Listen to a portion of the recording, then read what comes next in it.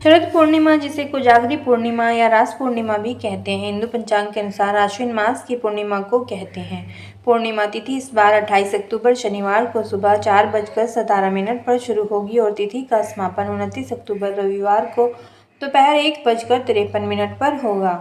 अतः इस साल शरद पूर्णिमा 28 अक्टूबर को मनाई जाएगी। इस साल चंद्र ग्रहण भी 28 अक्टूबर को है, शनिवार को ही लगने जा रहा है, जो कि भारत में ही दिखाई देगा। इसलिए इस बार शरद पूर्णिमा पर बहुत से बंधुओं, माताओं और बहनों को उत्सुकता है कि किन किन बातों का ध्यान रखना चाहिए।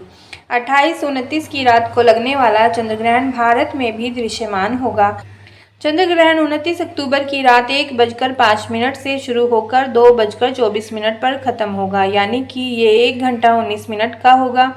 ग्रहण का आरंभ मध्य रात्रि 1:05, मध्य 1:44 और ग्रहण का मोक्ष 2:40 पर होगा।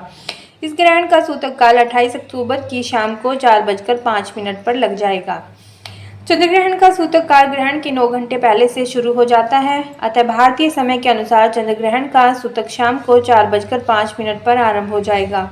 इस दौरान आपको किसी प्रकार का मांगलिक कार्य, स्नान, हवन और भगवान की मूर्ति का स्पर्श नहीं करना चाहिए। इस समय आप अपने गुरु मंत्र, भगवान नाम जप, श्री हनुमान चालीसा कर सकते हैं। चंद्र ग्रहण सूतक काल के दौरान भोजन बनाना व भोजन करना भी उचित नहीं है। हालांकि सूतक काल में गर्भवती स्त्री, बच्चे, वृद्ध जन भोजन कर सकते हैं। ऐसा करने से उन्हें दोष नहीं लगेगा। ध्यान रखें कि सूतक काल आरंभ होने से पहले में खाने पीने की चीज़ों में तुलसी के पत्ते डाल दें। इसके अलावा आप इसमें कुशा भी डाल सकते हैं। चंद्र ग्रहण से मुक्त होने के बाद स्नान, दान, पुण्य, पूजा, उपासना इत्यादि का विशेष महत्व है। अतः 29 अक्टूबर सुबह स्नान के बाद भगवान की पूजा, उपासना, दान पुण्य करें। ऐसा करने से चंद्र ग्रहण के अशुभ प्रभाव कम होते हैं। ज्योतिष के अनुसार पूरे साल में केवल इसी दिन चंद्रमा 16 कलाओं से परिपूर्ण होता है। हिंदू धर्म में इसी दिन कोजागर व्रत भी माना गया है। इस दिन श्री कृष्ण ने महारास रचाया था। मान्यता है इस रात्रि को चंद्रमा की किरणों से अमृत झड़ता है, इसीलिए शरद पूर्णिमा की रात खीर बनाना बहुत शुभ माना जाता है। भारतवर्ष के अलग अलग क्षेत्रों में खीर बनाकर रात भर चांदनी में रखने का विधान है। ज्योतिष के विद्वानों की माने तो ग्रहण का सूतक काल लगने से पहले ही खीर बना लें। इस दिन सूतक शुरू होने से पहले खीर में तुलसी का पत्ता डाल लें। चंद्र ग्रहण शुरू होने से पहले इस खीर को आप चंद्रमा की रोशनी में रख सकते हैं, लेकिन ध्यान रहे कि ग्रहण शुरू होने से पहले खीर को वहां से हटा लें। चंद्र ग्रहण से पहले यानी सूतक काल में यदि आप खीर को चंद्रमा की रोशनी में रखते हैं तो इस बात का ख्याल रखें कि खीर उतनी ही बनाएं जो ग्रहण शुरू होने से पहले खत्म हो जाए। शरद पूर्णिमा के चंद्रमा के महत्व का अंदाजा तो सिर्फ इसी बात से लगाया जा सकता है। रामचरितमानस के बालकांड की एक चौपाई में स्वयं गोस्वामी तुलसीदास जी शरद पूर्णिमा के चंद्रमा की सुंदरता की तुलना प्रभु श्री राम जी से करते हैं और कहते हैं कि उनके सुंदर मुख के चंद्रमा की भी निंदा करने वाले हैं।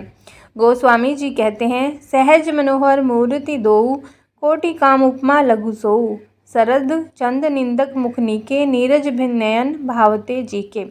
यानी कि दोनों मूर्तियां स्वभाव से ही बिना किसी बनाव श्रृंगार के मन को हरने वाली हैं। करोड़ों कामदेवों की उपमा भी उनके लिए तुच्छ है। उनके सुंदर मुख शरद पूर्णिमा के चंद्रमा की भी निंदा करने वाले हैं और कमल के समान नेत्र मन को बहुत ही भाते हैं। इस दिन देवी लक्ष्मी की भी पूजा की जाती है। आइए श्रवण करते हैं शरद पूर्णिमा की कथा को। एक साहूकार की 2 पुत्रियां थीं। दोनों पुत्रियां पूर्णिमा का व्रत रखती थीं, परंतु बड़ी पुत्री पूरा व्रत करती थी और छोटी पुत्री अधूरा व्रत करती थी। परिणाम यह हुआ कि छोटी पुत्री की संतान पैदा होते ही मर जाती थी। उसने पंडितों से इसका कारण पूछा तो उन्होंने बताया कि तुम पूर्णिमा का अधूरा व्रत करती थी, जिसके कारण तुम्हारी संतान पैदा होते ही मर जाती है। पूर्णिमा का पूरा विधि पूर्वक व्रत करने से ही तुम्हारी संतान जीवित रह सकती है। उसने पंडितों की सलाह पर पूर्णिमा का पूरा व्रत विधि पूर्वक किया। उसके लड़का हुआ, परंतु शीघ्र ही मर गया। उसने लड़के को पीढ़े पर लिटाकर ऊपर से कपड़ा ढक दिया। फिर बड़ी बहन को बुलाकर लाई और बैठने के लिए वही पीढ़ा दे दिया। बड़ी बहन जब पीढ़े पर बैठने लगी तो उसका घाघरा बच्चे को छू गया। बच्चा घाघरा छूते ही रोने लगा। बड़ी बहन बोली, तू मुझे कलंक लगाना चाहती थी, मेरे बैठने से यह मर जाता। तब छोटी बहन बोली, यह तो पहले से ही मरा हुआ था, तेरे ही भाग्य से यह जीवित हो गया, तेरे पुण्य से ही यह जीवित हुआ है। उसके बाद नगर में उसने पूर्णिमा का पूरा व्रत करने का ढिंढोरा पिटवा दिया। आइए विधि विधान सुनते हैं कि इस व्रत को कैसे करते हैं। इस दिन मनुष्य विधि पूर्वक स्नान करके उपवास रखे और जितेंद्रिय भाव से रहे। धनवान व्यक्ति तांबे अथवा मिट्टी के कलश पर वस्त्र से ढकी हुई स्वर्णमयी लक्ष्मी की प्रतिमा को स्थापित करके भिन्न भिन्न उपचारों से उनकी पूजा करे। इसके बाद सायंकाल में चंद्रोदय होने पर सोने चांदी अथवा मिट्टी के घी से भरे हुए 100 दीपक जला। इसके बाद घी मिश्रित खीर तैयार करें और बहुत से पात्रों में डालकर उसे चंद्रमा की चांदनी में रखें। जब एक पहर यानी कि 3 घंटे बीत जाएं, तब लक्ष्मी जी को सारी खीर अर्पण करें। इसके बाद भक्ति पूर्वक गरीबों को इस प्रसाद रूपी खीर का भोजन कराएं और उनके साथ ही मांगलिक गीत गाकर तथा मंगलमय कार्य करते हुए रात्रि जागरण करें। इसके बाद अरुणोदय काल में स्नान करके लक्ष्मी जी की वह स्वर्णमय प्रतिमा किसी दीन दुखी को अर्पित करें। इस रात्रि की मध्य रात्रि में देवी महालक्ष्मी अपने कर कमलों में वर और अभय लिए संसार में विचरती है और मन ही मन संकल्प करती है कि इस समय भूतल पर कौन जाग रहा है, जागकर मेरी पूजा में लगे हुए उस मनुष्य को मैं आज धन दूंगी। इस प्रकार प्रतिवर्ष किया जाने वाला यह कोजागर व्रत लक्ष्मी जी को संतुष्ट करने वाला है।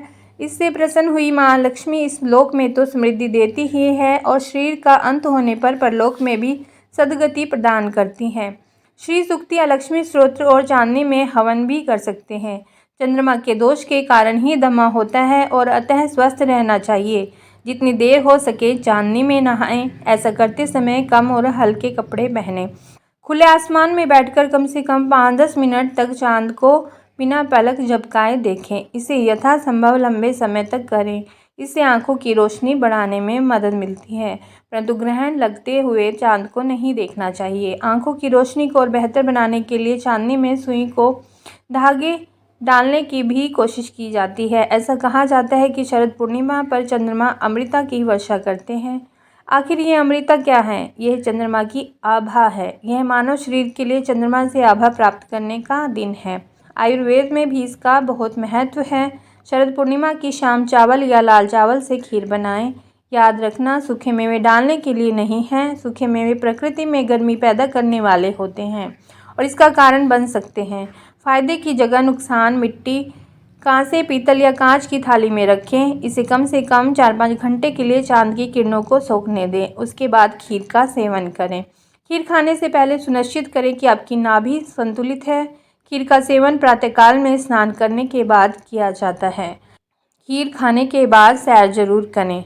शहरों में प्रदूषण का उच्च स्तर होने के कारण चंद्रमा की किरणें उतनी प्रभावी नहीं रह गई हैं। अगर यह वीडियो आपको अच्छी लगी है तो शेयर और लाइक ज़रूर करें।